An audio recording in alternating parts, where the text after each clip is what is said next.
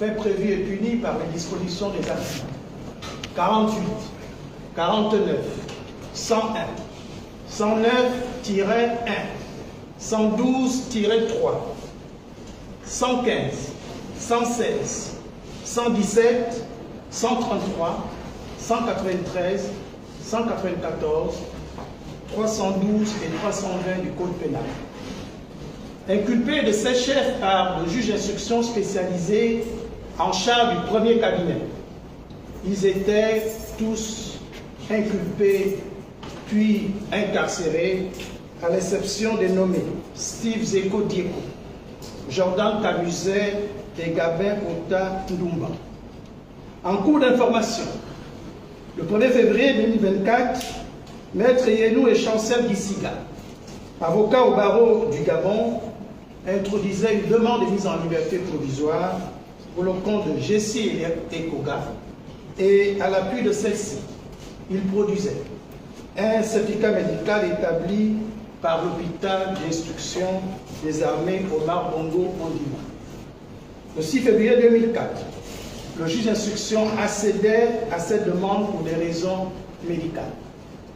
Le 10 avril 2025, le juge d'instruction clôturait son information judiciaire par une ordonnance de non-lieu partiel, de requalification et de transmission des pièces au parquet général. Le 28 avril 2025, l'entier dossier était transmis au procureur général aux fins de saisie de la chambre d'accusation. Le 12 mai 2025, Maître Yubé Kale, avocate au barreau du Gabon, adressait au procureur général des demandes d'élargissement provisoire pour le compte de Sylvie Marie-Aimée Valentin, épouse Bongo, et Noureddine Bongo Valentin. Dans celle-ci, elle alléguait que l'état de santé de ses clients était préoccupant et produisait à cet effet des certificats médicaux délivrés par le médecin-chef de la prison et par le médecin général Jean-Raymond Zézé de l'hôpital d'instruction des armées Omar Bongo Ondimba. Saisi par le procureur général, l'agent judiciaire de l'État déclarait ne pas s'opposer aux 10 demandes pour des raisons humanitaires.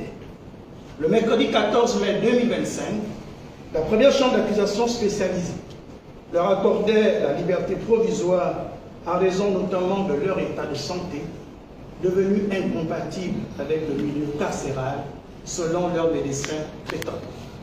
Je tiens à rappeler que la liberté est le principe et la détention l'exception, et que cette mise en liberté provisoire, qui a été ordonnée pour des raisons médicales, s'inscrit dans le strict respect des dispositions des articles 132 et 143 du Code de procédure pénale. Enfin, je précise que cette mesure, cette décision de mise en liberté provisoire n'interrompt nullement le cours normal de la procédure qui se poursuivra jusqu'à la tenue d'un procès juste, transparent, équitable et dans les délais raisonnables. Je vous remercie.